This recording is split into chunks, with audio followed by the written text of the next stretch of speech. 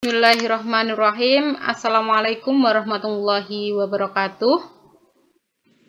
Waalaikumsalam warahmatullahi wabarakatuh.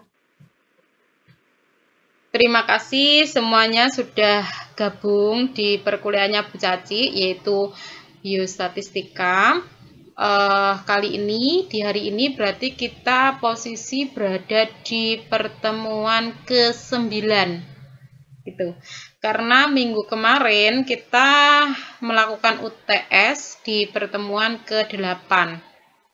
Kemudian di pertemuan ke-7 terkait sebaran data, itu sebenarnya Bu Caci sedikit terlupa, itu kalian ada soal yang harus dikerjakan atau latihan soal gitu. Nah, Bu Caci lupa, jadinya untuk nilai di pertemuan ke-7 itu tidak ada tugas, nilai tugas gitu.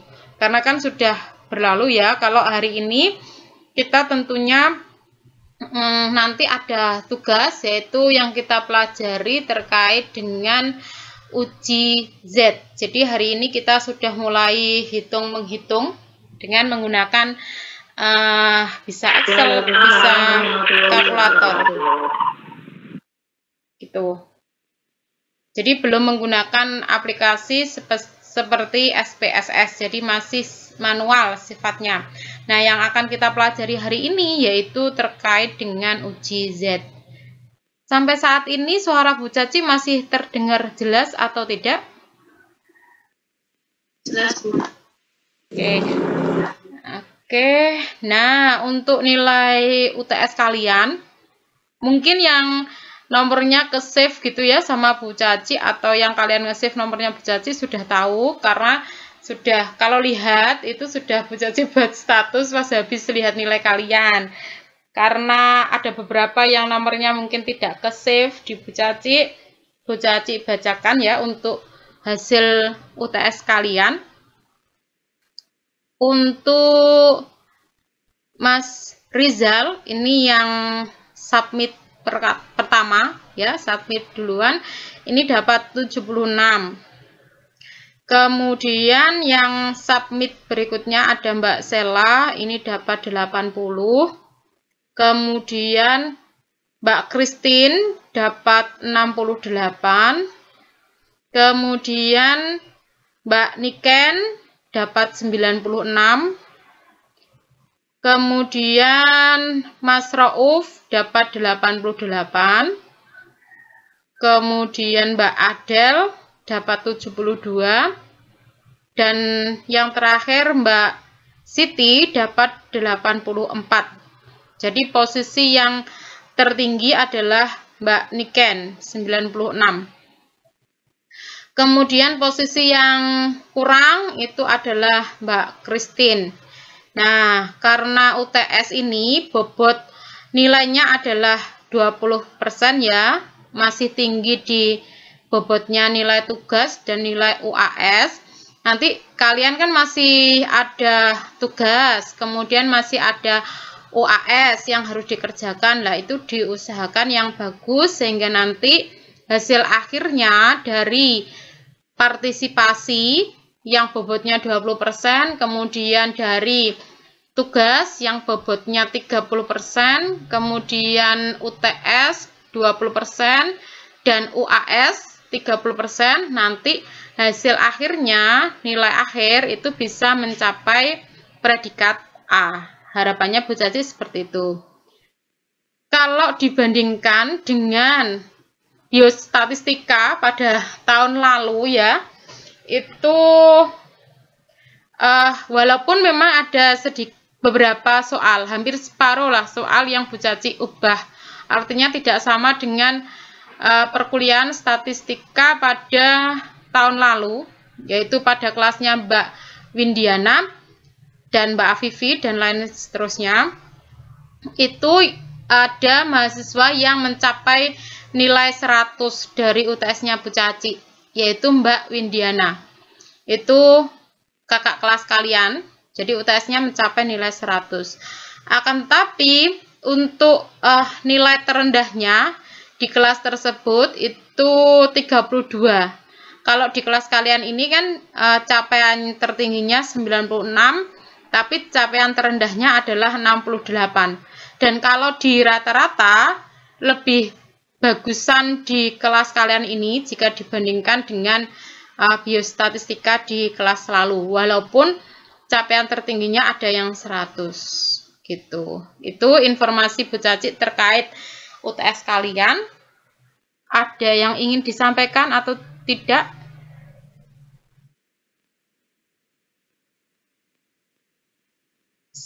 Sudah bisa diterima ya informasi dari Bu Caci? Iya, nanti Bu. Oke, terima kasih. Berarti untuk hari ini yang akan kita pelajari ini adalah uji beda rata-rata.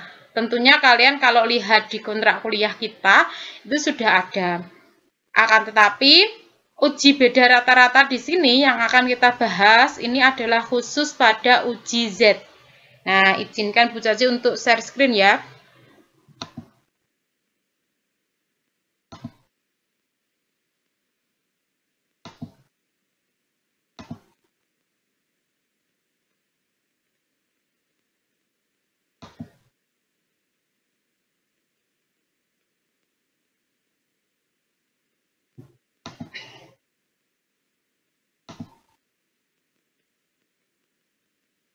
PPT Bu Caci sudah terlihat?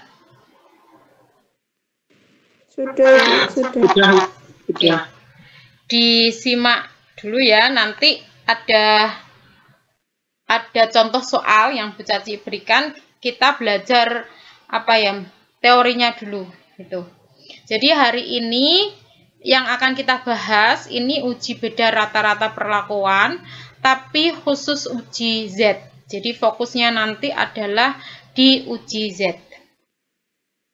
Oke, sebelumnya kita perlu ketahui apa yang dimaksud dengan prinsip dari uji beda rata-rata.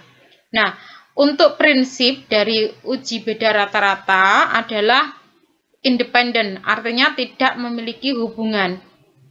Di sini berarti populasi atau sampel ya, yang satu itu tidak bergantung pada populasi atau sampel yang lain. Artinya ada dua atau lebih populasi atau sampel gitu yang akan kita uji. Apakah di sampel atau di populasi pertama itu sama atau berbeda dengan populasi yang kedua. Gitu. Contohnya di sini Bu Caci menuliskan contoh. Ingin mengetahui ada atau tidak perbedaan rata-rata nilai mata kuliah statistik antara mahasiswa pendidikan biologi yang diberikan perlakuan dengan metode tugas terstruktur dengan mahasiswa pendidikan biologi yang tidak diberikan metode tugas terstruktur. Berarti di sini ada dua kelompok ya, yaitu populasi atau sampelnya itu ada dua. Lah keduanya ini tidak saling bergantung, hanya dikasih perlakuan yang berbeda.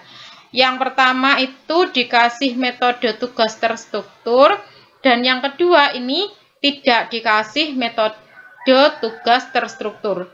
Nah, kita itu ingin mengetahui apakah ada perbedaan antara kelompok 1 dengan kelompok 2. Itu yang dimaksud dengan uji beda rata-rata. Oke, selanjutnya tujuan dari uji beda rata-rata. Jadi pada penelitian eksperimen dengan menggunakan 2 sampel atau lebih sebagai objek penelitiannya.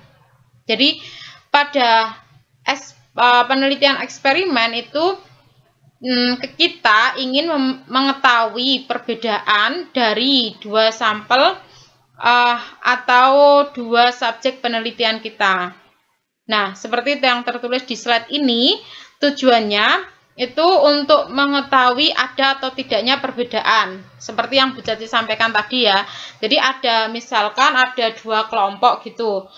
Kita ingin tahu apakah kelompok 1 1 itu sama atau berbeda dengan kelompok kedua. Itu tujuannya dari uji beda rata-rata. Nah, dari situ sebenarnya kan ketika kita melakukan sebuah penelitian itu tentunya kan kita mempunyai hipotesis. Nah, nanti hipotesis itulah yang akan kita uji. Kalau bagaimana kriterianya sehingga nanti uji bedanya itu kita terima, perbedaannya itu ada ataukah tidak ada, begitu. Itu yang akan dilakukan dari uji beda rata-rata. Jadi kita menguji hipotesis kita, apakah ada perbedaan ataukah tidak ada perbedaan. Nanti akan ada langkah-langkahnya di mana kita itu menentukan hipotesis dulu, seperti penjelasan Bu Caci tempo dulu kan ada yang namanya hipotesis 0 sama hipotesis alternatif. Jadi hipotesis yang kita bahas di sini bukan hipotesis penelitian, tapi hipotesis statistik ya. Karena hipotesis itu sendiri kalau dilihat dari hipotesis penelitian berarti dikatakan hipotesis itu adalah jawaban sementara dari penelitian kita. Tapi yang dimaksud dengan hipotesis statistik nanti ada hipotesis 0 sama hipotesis alternatif. Itu. Jadi beda antara hipotesis penelitian dengan hipotesis statistik ya. Konteksnya di sini adalah hipotesis statistik. Oke. Kita lanjut untuk statistik sendiri. Jadi statistik itu ada dua jenis, ada yang namanya statistik parametrik, ada yang namanya statistik non-parametrik.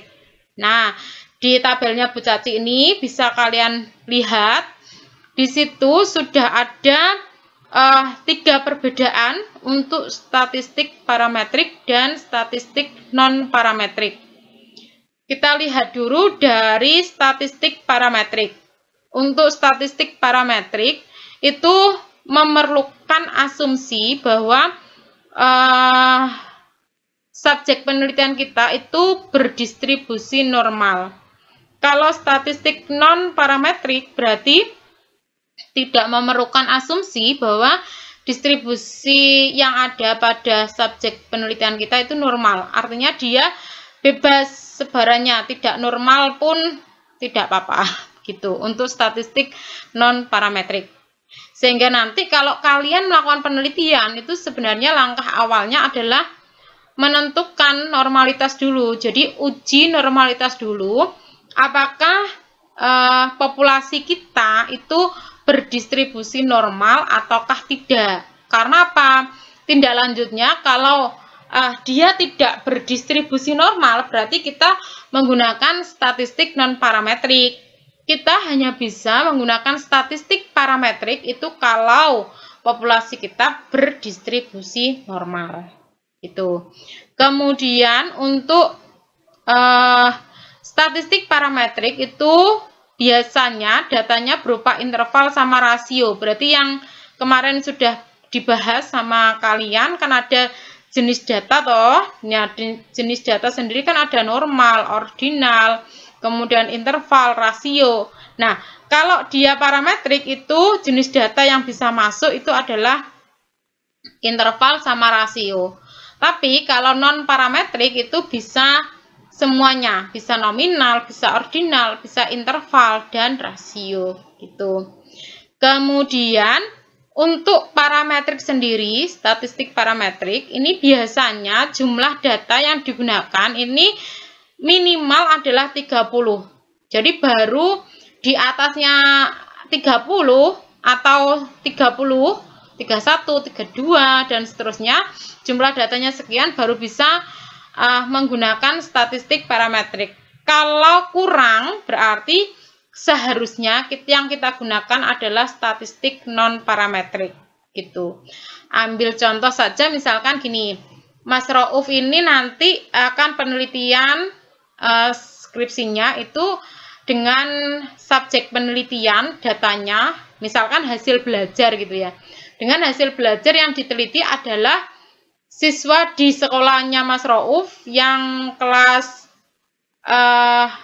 SD di IPA kelas 6 misalkan seperti itu. Ini hanya misal saja.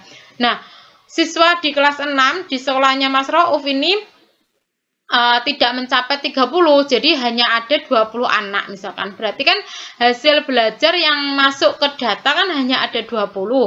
Nah, di situ berarti statistik yang digunakan untuk penelitiannya Mas Rauf itu harusnya adalah statistik non-parametrik. Karena datanya kurang dari 30 gitu.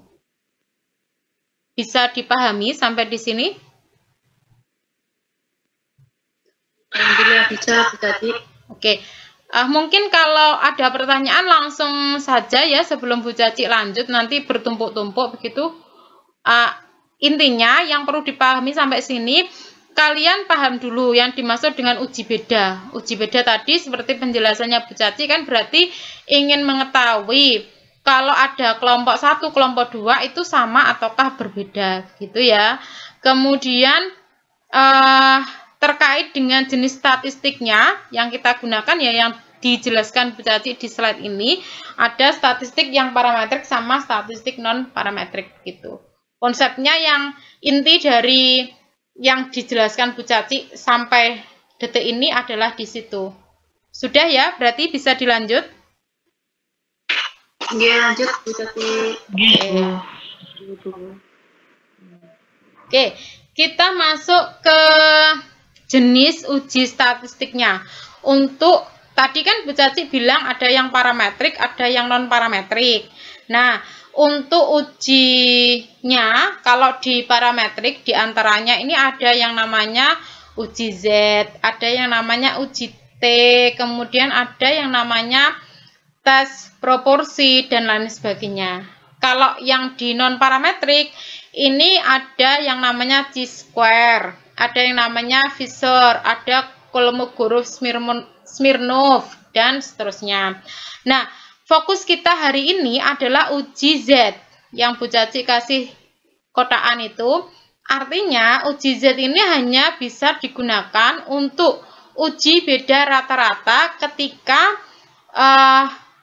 data kita itu adalah masuk dalam kategori data statistik non-parametrik, artinya dia normal, dia lebih dari 30, kemudian dia masuk data rasio dan interval, gitu ya, atau interval, gitu. Makanya yang Bu Caci fokuskan hari ini kan hanya ada di uji Z ini tadi, terkait nanti langkah-langkahnya bagaimana, berarti kita langsung menuju ke uji Z. Nah, nanti kalau kalian di skripsinya ingin menggunakan uji Z, berarti syaratnya yaitu tadi, data kalian itu harus berdistribusi normal, dengan diawali dengan uji normalitas. Kemudian harus lebih dari 30 atau sama dengan 30 tadi. Kemudian dia berupa data interval atau rasio. Kalau hasil belajar itu kan berarti otomatis masuk ya di parametrik. Hanya dia normal atau tidak, sama dia lebih dari 30 atau tidak. Lebih dari atau sama dengan 30. Kalau datanya 31, misalkan gini, hasil belajar datanya 31, setelah diuji normalitas ternyata berdistribusi normal, berarti kalian berhak menggunakan uji Z. Tapi kalau syarat-syarat tersebut tidak terpenuhi, berarti kalian belum berhak menggunakan uji Z. Nah, untuk uji normalitas sendiri itu nanti akan dipelajari di belakang setelah ini. Nanti di statistik ini ada sendiri cara kita untuk melakukan yang namanya uji normalitas. Baik yang uji Kolmogorov-Smirnov nanti juga ada. Gitu. Jadi tenang, apakah Bu Caci hanya ngajari uji Z? Tentunya tidak. Nanti di belakangnya ada uji-uji yang lainnya. Gitu. Oke. Sampai di sini uji Z paham? Bisa digunakan jika apa? Dengan syarat apa? Monggo Mas Rizal. Kata Bu Caci tadi uji Z bisa dilakukan kalau gimana Mas Rizal?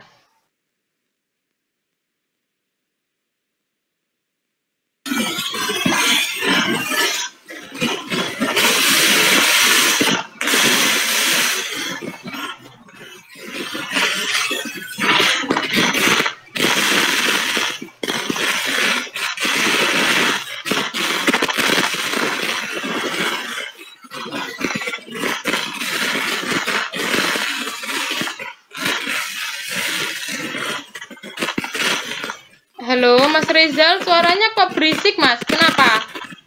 Posisi di mana ini?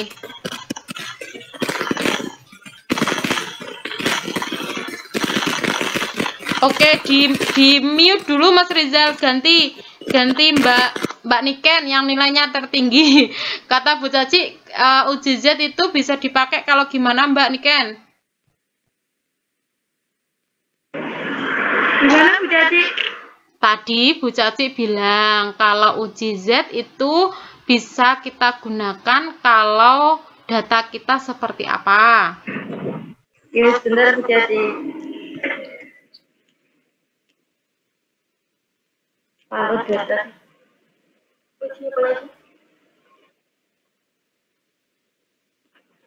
uji Z tidak digunakan kalau data kita itu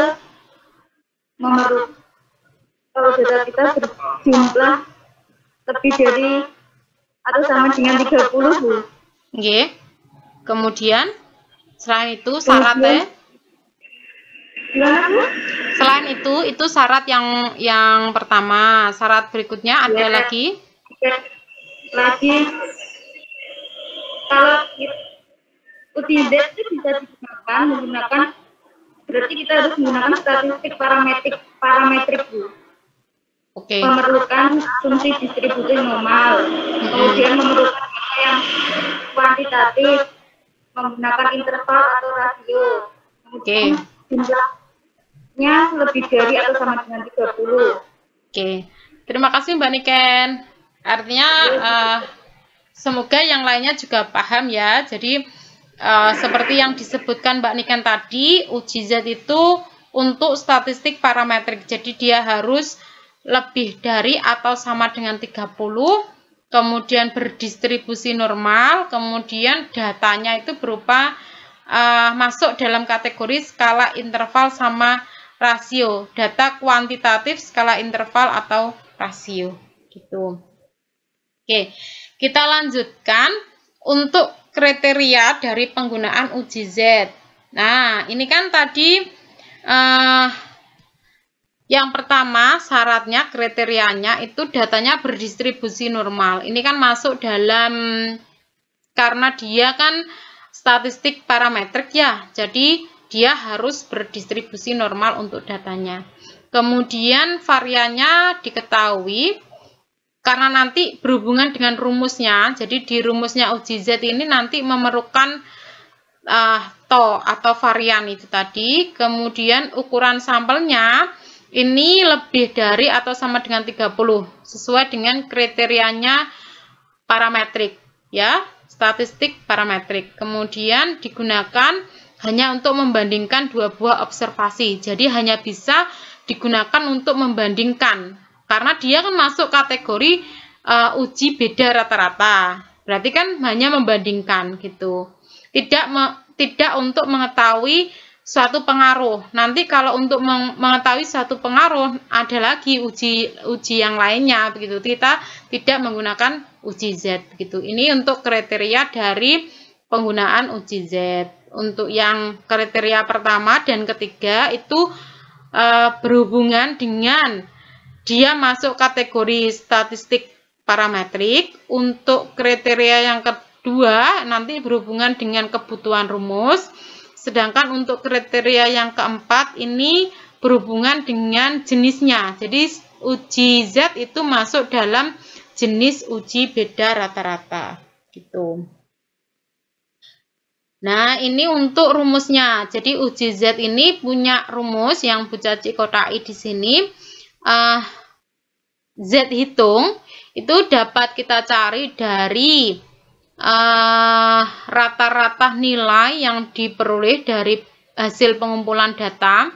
Jadi X bar itu ya dilambangkan dengan X bar dikurangi dengan mu. Mu itu rata-rata nilai yang dihipotesiskan. Jadi nanti di soalnya itu diketahui dari data itu mohon maaf.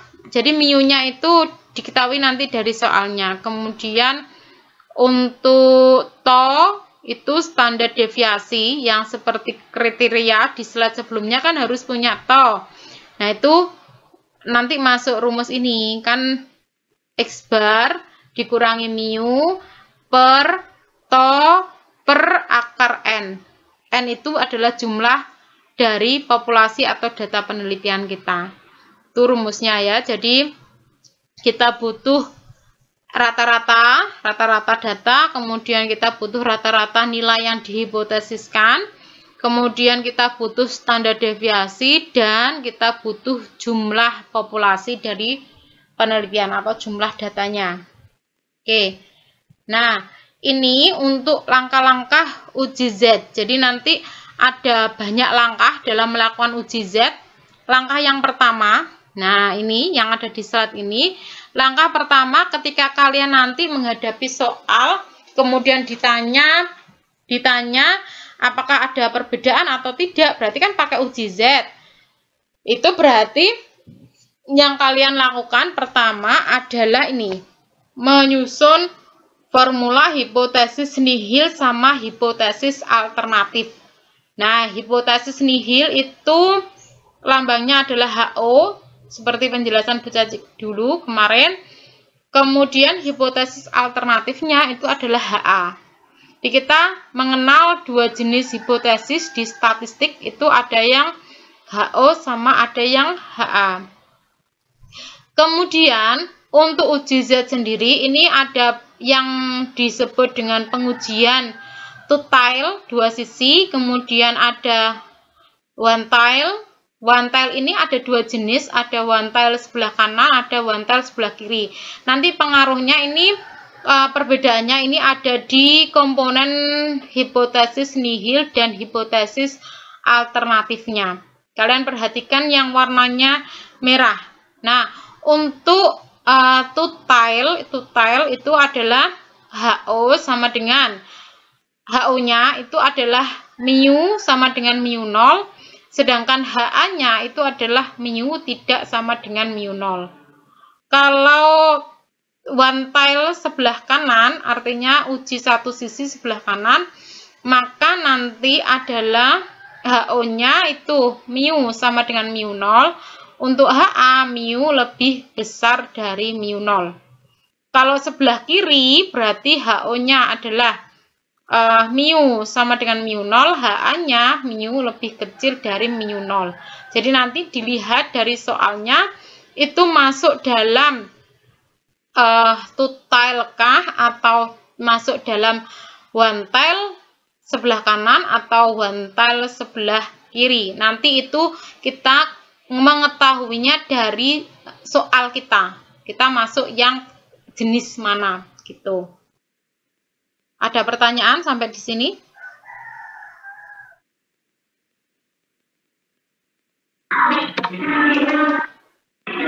Lanjut, Ibu.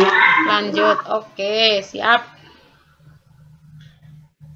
Sudah ya, berarti langkah yang pertama tadi kan menentukan hipotesis. Nah, langkah kedua kita menentukan level of signifikansi atau yang disebut dengan alfa. Alfa di sini nanti kita sudah ketemu di soalnya. Jadi soalnya itu mengatakan ingin pakai alfa berapa. Kalau penerapannya di skripsi nanti, berarti kalian sendiri yang menentukan. Kalian ingin pakai alfa berapa. Alfa itu menunjukkan signifikansi kita. Jadi kalau kita pakai alfanya yang semakin sedikit, berarti menandakan signifikansinya itu semakin besar. Gitu. Biasanya rata-rata di soal itu alfanya adalah 5%. 5% itu artinya 0,05 atau 10%. Gitu. Kecenderungannya itu antara 5 sama 10% untuk alfa yang biasa digunakan di soal-soal. Nah, nanti pasti diketahui kalau ketemu soal pasti diketahui mintanya alfa berapa gitu. Level of signifikansi namanya, itu lambangnya alfa. Kemudian kalau sudah langkah berikutnya, langkah ketiga berarti ya, kita menentukan peraturan kriterianya. Nah, untuk peraturannya ini sesuai dengan langkah pertama tadi saat kita menentukan apakah dia two-tile, one-tile sebelah kanan atau one-tile sebelah kiri. Nah, nanti menyesuaikan di situ untuk peraturan kriterianya. Jadi kriterianya kalau total bisa dilihat ya di slide-nya Bu Caci, itu H0 hipotesis alternatif hipotesis nihilnya itu diterima kalau Z hitung itu lebih besar atau sama dengan dari negatif Z alfa per 2, kemudian lebih kecil dari atau sama dengan Z alfa per 2. Nah, Z alfa itu apa? Z alfa itu nanti kita cari dari tabel. Kalau Z hitung, kita carinya dari rumus yang di kotaan tadi loh. Yang pertama, yang slide sebelumnya kan ada Z hitung. Nah, di situ kita menghitung, ketemulah Z hitung. Kalau Z alfa per 2 ini nanti dari alfanya, misalkan alfanya adalah 5%. 5% kan berarti 0,05. 0,05 dibagi 2 berarti kan 0,025. Nah, kita lihat di tabel Z. Kalau Z 0,025 itu punya nilai berapa? Nanti Bu Caci tunjukkan cara mencari di tabel. Gitu ya.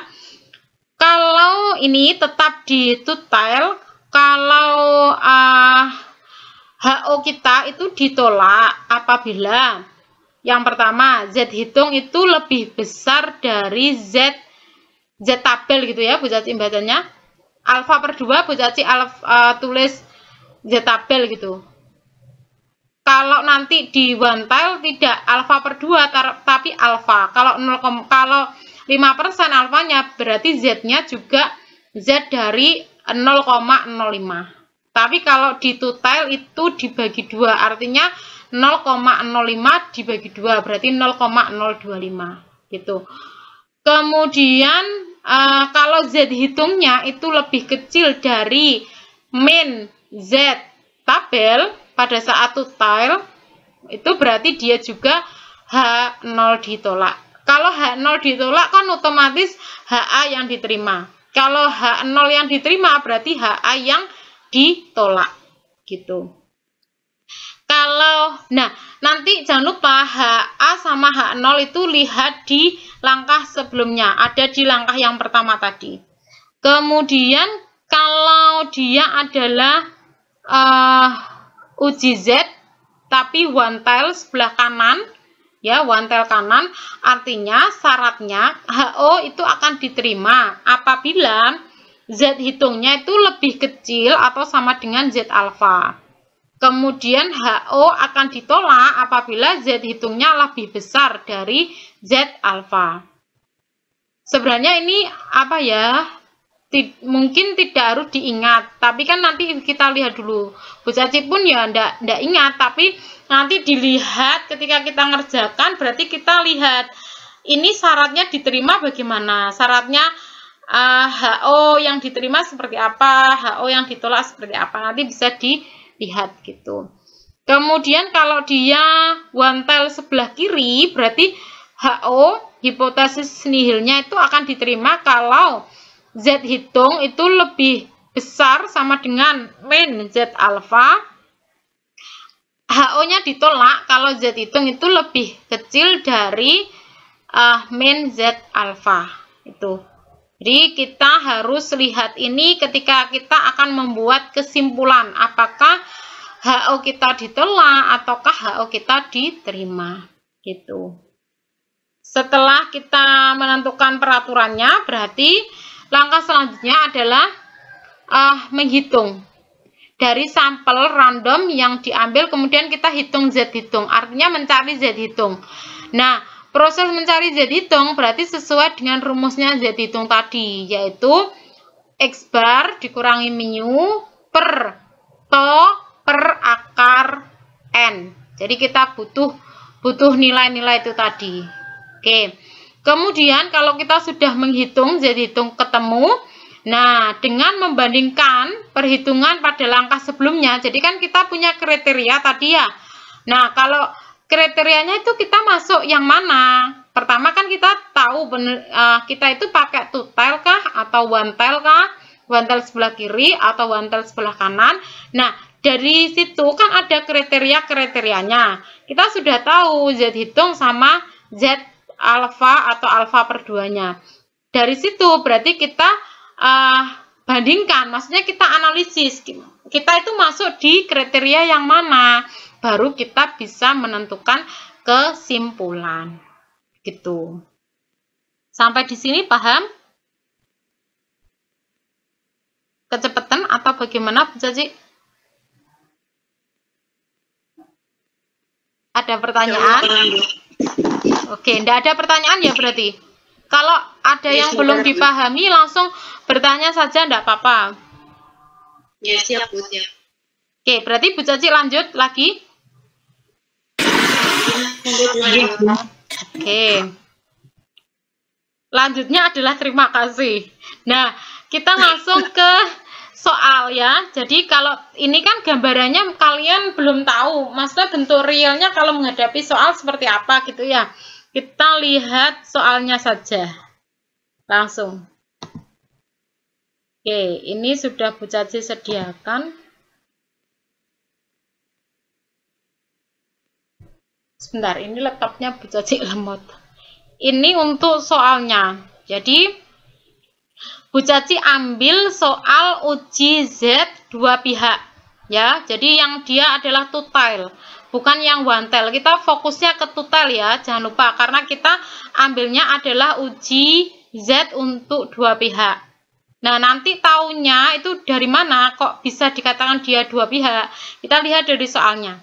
Nah, terlihat enggak soalnya Bu Caci? Terlihat. Oke, sebentar ya, sebentar.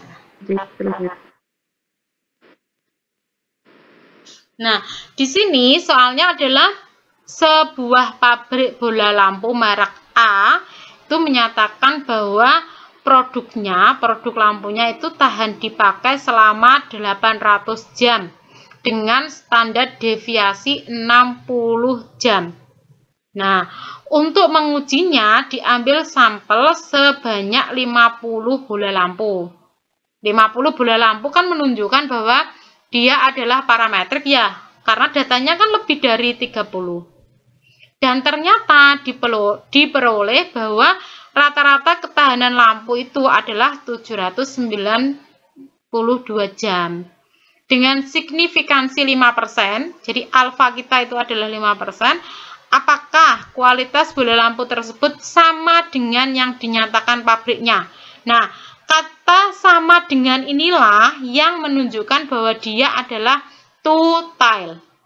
Karena kan kalau two tile tadi HO-nya itu mu sama dengan mu 0, sedangkan HA-nya mu tidak sama dengan mu 0. Kalau pertanyaannya apakah sama dengan, berarti dia masuk kategori dua pihak. Tapi kalau misalkan pertanyaan apakah lebih besar atau lebih kecil atau tidak melebihi dan seterusnya, berarti itu masuk dalam kategori satu pihak, entah pihak kiri ataukah pihak kanan. Paham ya? Jadi kok bisa Bu ini muncul two tile, dua pihak. Lah ini diketahui dari ini kata sama dengan. Sama dengan inilah yang menunjukkan bahwa dia adalah two tile. Pertanyaannya ini loh. Ya, oke, siap, sip, wis paham? Paham. Berarti setiap soal itu pasti ada pertanyaan terakhirnya itu pasti ada pertanyaan seperti sama dengan atau lebih atau kurang dari gitu Bu pasti. Yes, betul. Kalau kita ketemu dengan pertanyaan, misalkan ya, apakah kualitas bola lampu ini melebihi 800 jam, nah berarti dia tidak bisa dikatakan lagi two tile. Dia jelasnya adalah one tile sebelah kanan, kan melebihi tadi. Kata kuncinya di situ. Oke, terima kasih Mbak. Kita lanjut sesuai dengan langkah-langkahnya yang ada di slide-nya Bu Caci tadi ya. Pertama kan kita menyusun formula hipotesis nihil sama hipotesis alternatif. Nah, langkah karena dia adalah two tile kan otomatis pakai sama dengan atau tidak sama dengan gitu ya. Jadi HO-nya itu mu sama dengan 800. Mu 0-nya kan 800 tadi. Sesuai di soal. Terus HA-nya mu tidak sama dengan 800. Ini loh. pernyataan ini loh. Pabriknya itu menyatakan bahwa lampu merek A itu punya ketahanan sampai 800 jam. Itu klaim dari si pabrik.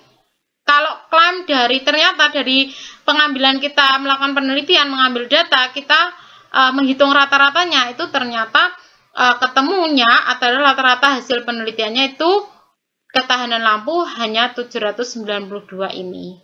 Begitu. Ceritanya kita itu ingin tahu apakah benar toh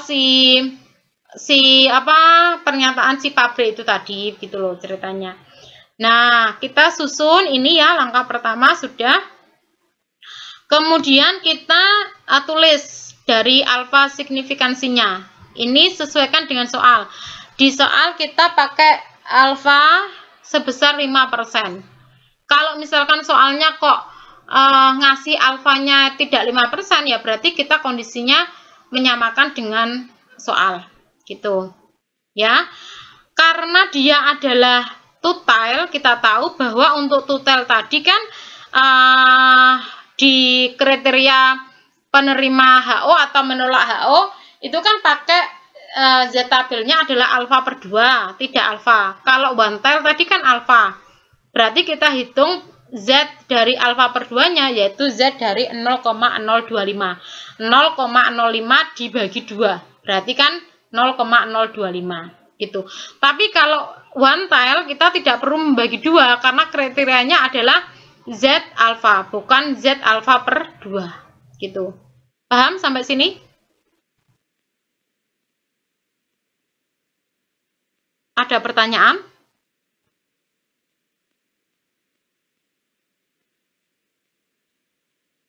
Bisa dilanjut?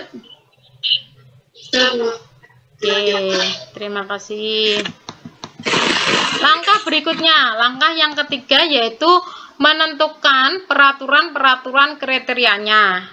Kriteria tadi loh yang ada di slide-nya Bu Caci. Itu kan kita HO itu akan diterima dengan syarat ini. Z hitung itu lebih besar atau sama dengan negatif Z alfa per 2, lebih kecil sama dengan Z alfa per 2. Abaikan dulu yang masalah ini. Kok bisa min 1,96 sama 196? Nah, kita abaikan dulu. Kalau HO ditolak itu jika Z hitung itu lebih kecil dari min Z alfa per 2 atau Z hitung lebih besar dari Z alfa per 2. Ini sesuai dengan kriteria yang ada di slide-nya Bu Caci tadi. Gitu. Kemudian yang kita perlu ketahui kan kita harus tahu Z dari 0,025 itu nilainya berapa gitu ya. Jadi ini kok bisa nilainya berapa? Ketemunya 1,96 ini dari mana? Nah, kita lihat di tabel Z. Ini sudah ada di Bu Caci. Nah, ini ya, tabel Z. Alfa kita kan 0,025. Berarti kita lihat di sini yang kolom pertama itu berarti 0,02. Ya, ini berarti ya 0,02 kan ini yang ditunjuk Bu Caci ini loh. Nah, yang sebelah atas ini baris yang pertama itu menunjukkan angka terakhirnya, berarti kan 0,05. Berarti ini ditarik sampai ketemu 0,05. Ketemunya adalah di yang dikodai merah Bu Caci, yaitu 1,96. Oleh karena itu, ini masuk ke sini, ini adalah min 1,96, Z hitung lebih besar atau sama dengan min 1,96, lebih kecil atau sama dengan dari 1,96. Kalau Z hitung itu di antara ini, di antara negatif 1,96 sama 1,96 berarti HO yang diterima. Kalau HO-nya yang diterima, berarti HA-nya yang ditolak. HO diterima berarti pernyataannya adalah sama. Ya, mu sama dengan mu 0. Tadi yang di langkah pertama. Gitu. Untuk membaca tabel sudah bisa?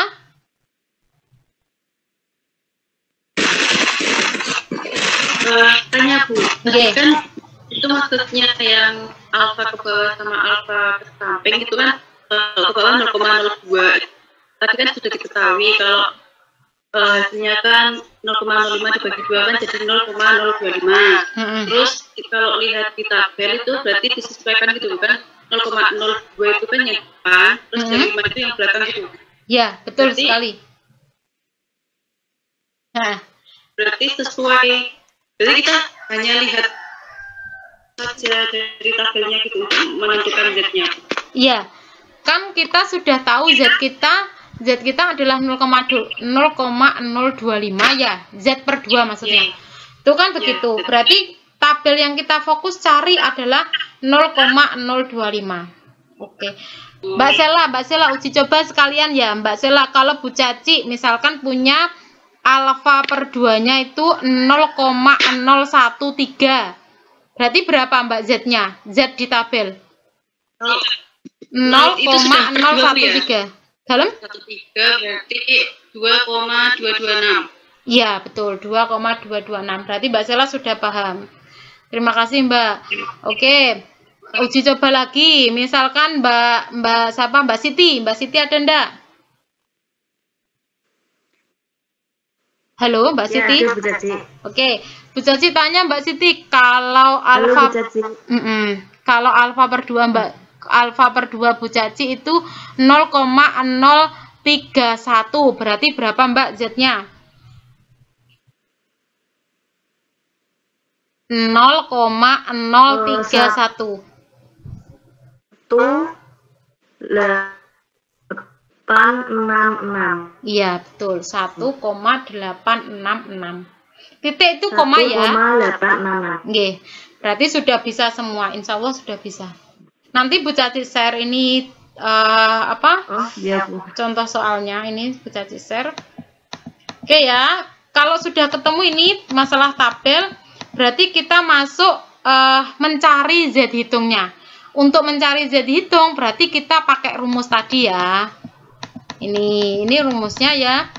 Sesuai PPT bahwa Z hitung itu sama dengan X bar min mu per to per akar N. Nah, kita tahu X bar itu rata-rata sesuai dengan data kita. Nah, di soal tadi kan ada 792. Berarti kita masukkan 792. Kemudian kalau mu itu rata-rata, tapi rata-rata yang diklaim sama perusahaannya, yaitu 800 tadi ya. Kemudian to itu standar deviasi. Kebetulan kan standar deviasinya sudah diketahui sama si soal, yaitu 60. Berarti kita masukkan. Kemudian N itu adalah jumlah data kita. Jumlah data kita itu adalah 50. Berarti kita masukkan 792 min 800 dibagi 60 per akar 50. Kita cari dulu akar 50 itu berapa. Kemudian 60 dibagi akar hasil dari akar 50 tadi. Kita jadi buka kalkulator dulu. Oke, akar 50. Akar 50 itu ketemunya adalah 7,071 sekian. Anggap saja 7,07 gitu ya, 2 angka di belakang koma. Nah, kita hitung dulu untuk to per akar N. Berarti 60 dibagi 7,07. Hasilnya adalah 8,48 sekian. 486 sekian. Berarti kalau kita bulatkan 2 angka di belakang koma berarti 8,49. Nah, ingat ya, 8,49. Nah, untuk ini 792 min 800 kan hasilnya negatif 8. Berarti Bu Caci ini pembulatannya mungkin ada kekeliruan ya dalam pembuatan. Ini Bu Caci tulis 8,48. Kalau diperhitungkan tadi kan 8,486 berarti kan 49 ya. Sedikit kekeliruan. Nah, hasilnya adalah ini. Itu negatif 0,94. Oke ya, kalau Z hitungnya sudah ketemu, berarti kita membandingkan dulu. Nah, ini adalah dengan membandingkan perhitungan pada langkah sebelumnya ya, kriterianya tadi, HO itu diterima kalau Z hitungnya itu lebih besar, posisinya itu adalah lebih besar dari min 1,96 lebih kecil sama dengan 1,96. Kalau 0,94 berarti kan posisinya adalah lebih besar dari min 1,96. Paham sampai sini? Iya kan. Misalkan lagi ya, misalkan yang mudah saja, misalkan kriterianya itu adalah Z hitung lebih besar dari min 5 lebih kecil sama dengan 5. Kalau Z hitung kita ketemunya adalah min 3, otomatis kan dia ada di tengahnya. Jadi min 5 sama min 3 itu kan lebih besar dari min 3. Itu ya. Sama dengan hal ini berarti min 0,94 itu posisi ada di antara min 1,96 sama 1,96. Jadi dia lebih besar dari min 1,96 tapi lebih kecil dari 1,96. Artinya di sini kesimpulannya adalah kalau ini ya HO-nya kan berarti diterima. Karena apa kok diterima, Bu? Karena ini dia itu masuk di kriteria ini. Kalau dia di kriteria ini, HO-nya yang diterima. Kalau HO-nya yang diterima berarti kualitas bola lampu tersebut sama dengan yang dinyatakan pabriknya. Kembali lagi ke sini loh. Kan HO yang diterima ya. Ini. Nah, kalau HO yang diterima berarti rata-rata ini yang dinyatakan itu sama dengan yang diketahui berdasarkan penelitian itu sama dengan yang dinyatakan oleh pabriknya, yaitu mu sama dengan mu 0. Paham sampai di sini? Ada pertanyaan? Cukup? Tidak ada pertanyaan? Oke, kalau cukup tidak ada pertanyaan, Bu Caci hentikan untuk presentasinya. Berarti perkuliahan kita sudah ya untuk uji Z. Paham semua ya di sini. Nanti kalau tidak paham ketika ngerjakan soal, karena tugas kalian untuk hari ini kan sebaran data kemarin sudah terlupa ya, Bu Caci tidak ngasih tugas. Oke, berarti tidak pakai nilai itu. Nah, untuk tugas hari ini itu kalian benar kan ya, Bu Caci, waktu sebaran data tidak ngasih tugas toh ke kalian? Iya, belum Bu. Belum ada. Pas sebelum UTS itu loh Mbak Sela. Itu ya, enggak itu ada. Yang sebelum UTS masih dibuat presentasi yang mengumpulkan video presentasi itu Bu, link YouTube. Iya, betul. Soalnya nilai yang masuk di Bu Caci pun masih itu, jadi belum ada nilai di pertemuan ke-7, tapi tidak masalah karena sudah berlalu, kita sudah UTS ya sudah, berarti kita tidak usah pakai tugas itu. Kita saat ini fokus ke tugas yang uji Z ini ya.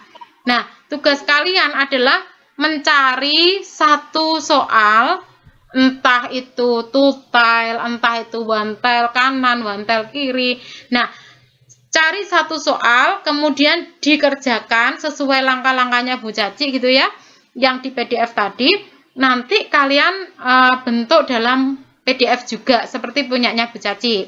Nah, PDF itu, PDF-nya kalian itu terangkan. Jadi, kalian menerangkan PDF kerjaannya kalian. Oke. Kalau sudah kalian nerangkan itu kan dalam bentuk video. Boleh tampak wajah, boleh tidak, tapi akan lebih baiknya kalau tampak wajah gitu ya. Tapi kalau tidak tampak ya monggo kerso, terserah kalian. Yang penting ada suaranya, artinya ada proses kalian menjelaskan soal yang kalian buat. Nah, videonya nanti upload di YouTube. Sehingga nanti yang diterima di Bu Caci untuk tugas kalian di pertemuan ke-9 ini adalah PDF dari contoh soal satu saja dan link video. Paham yang Bu Caci minta? Paham. Oke, ya berarti ada dua komponen nanti yang dikasihkan Bu Caci. Ada PDF soal satu saja, mungkin hanya 2 lembar.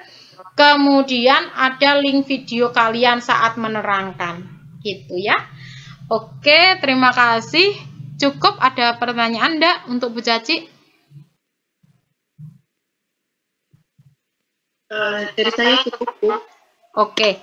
Cukup ya. Nanti kalau ada pertanyaan, misalkan ada apa ya, keluhan, Bu ini caranya gimana, atau mungkin pada saat ngerjakan kok menemukan kesulitan, nanti langsung saja di WA group, enggak masalah. Enggak harus di jam perkuliahannya Bu Caci. Maksudnya kalian ketemu kesusahannya kapan, monggo di-sharingkan, kita bahas bersama untuk mencari solusinya begitu. Kemudian nah, tadi di awal kan Bu Caci mengatakan kalau itu misalkan uji beda, berarti ada 2 kelompok ya yang dibandingkan. Nah, ini yang prosesnya yang kita lakukan itu berarti membandingkan ya, tapi membandingkan antara klaim sama data. Jadi tetap membandingkan. Nah, membandingkan disitulah yang menjadikan dia masuk dalam uji beda rata-rata. Jadi tadi kan fokusnya untuk uji beda rata-rata adalah membandingkan. Nah, kalau contoh soal di PPT-nya contoh soal di PDF-nya Bu Caci itu membandingkan, yang dibandingkan adalah klaim dari si perusahaan dengan data yang diperoleh dari hasil penelitian. Gitu. Mungkin takutnya kalian tidak paham, kok itu tidak 2 kelompok gitu. Kok bisa masuk uji beda? Nah, di situ ya pemahaman dari Bu Caci. Oke, kalau tidak ada yang ingin disampaikan, berarti perkuliahan kita akhiri. Cukup ya? Ada yang ingin disampaikan enggak, toh? Cukup, Bu. Oke. Cukup, Bu. Mungkin di grup Mas mengerjakan ada kesulitan, kami tanya di grup saja. Oke. Terima kasih Mbak Sela, Mbak Niken. Jadi nanti setelah ini bisa dilanjut di grup kalau nanti kalian ketemu kesulitan atau pada saat mengerjakan tugas gitu ya. Oke, terima kasih. Salam sehat selalu, jaga semangat, selamat melanjutkan aktivitas. Bu Caci akhiri. Semoga yang telah kita lakukan ini membawa berkah untuk kita semua. Amin. Oke, Bu Caci live ya. Kita live bersama-sama. Wassalamualaikum warahmatullahi wabarakatuh. Waalaikumsalam warahmatullahi wabarakatuh. Ya, sama-sama.